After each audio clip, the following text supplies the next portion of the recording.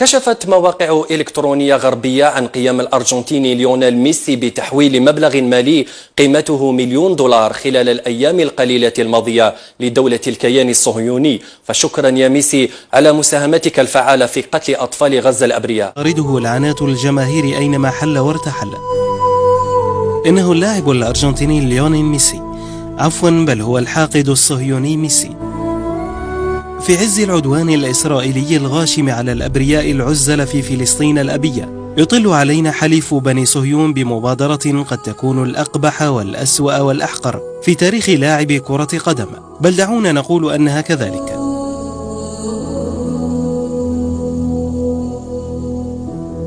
تقارير إعلامية متطابقة ومتواترة تقول أن ميسي صانع ألعاب برشلونة يكون قد تبرع بمبلغ $1,000,000 لإسرائيل نظير نجاحها الباهر في إبادة المستضعفين في قطاع غزة، في موقف جرد اللاعب صاحب الشعبية الجارفة من جميع الصفات الإنسانية. تبرع النجم البرتغالي كريستيانو رونالدو مهاجم نادي ريال مدريد الإسباني بمبلغ يقارب $1,000,000 لأطفال فلسطين، وهي قيمة جائزة الحذاء الذهبي التي حصل عليها الموسم الماضي. فقامت مؤسسة ريال مدريد ببيعها ومنحها لمساعدة أطفال فلسطين ولبناء المدارس في غزة. يذكر أن رونالدو باع في وقت سابق أحذيته في مزاد علني لمنظمة خيرية، وتبرع بقيمتها للأطفال الفقراء حول العالم.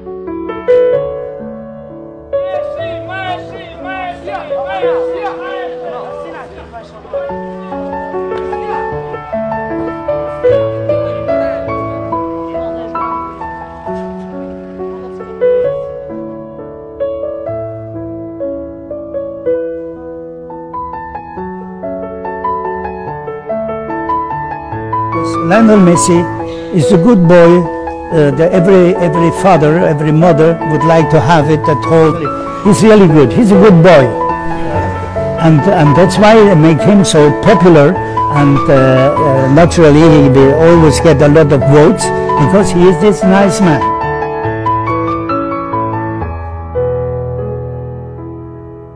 And the other one, this is something else.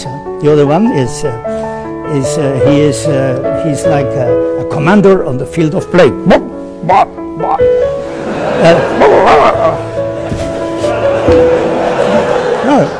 When help some person like to put the cameras behind me. I think the people who know me very well, you know what I do for the many people. And inside of my heart, I feel very, proud for that, because the much that you give to the other persons, the God gonna give you much more. And I feel really inside, I feel, feel good. I go to my bed, I sleep well, because I know I do something good for people who need something. So I'm comfortable about it.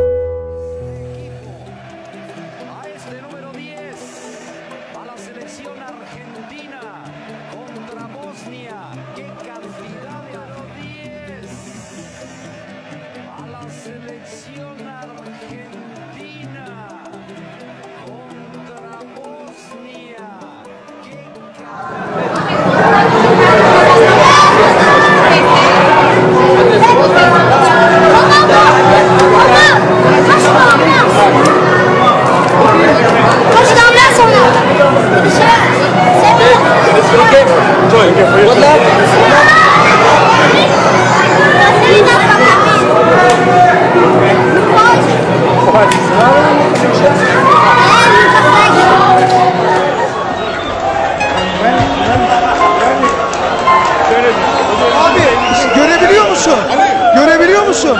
Abi iki rona. Abi görebiliyor musun?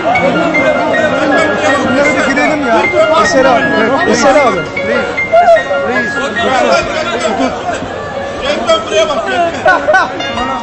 Ronaldo.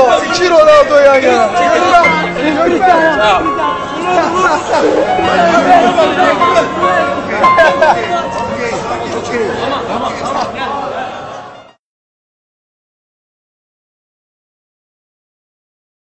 portero descubrió lo que podríamos denominar como niño lapa. Tanto se agarró que hicieron falta 2 guardias para separarlo. El niño lapa había ido por una sola cosa. La trova sin fuerte para que me la diera y me han quitado. Para mí no me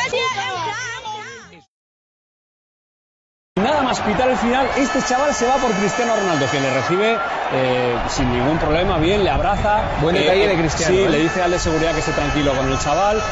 Sale otro que dice, bueno, el primero no ha tenido suerte, voy a ver si yo tengo suerte. Y se va un poco por detrás para esquivar a ese guardia de seguridad. Sigue y ve a Cristiano que está solo. ¿Le alcanza o no le alcanza? Le alcanza, míralo.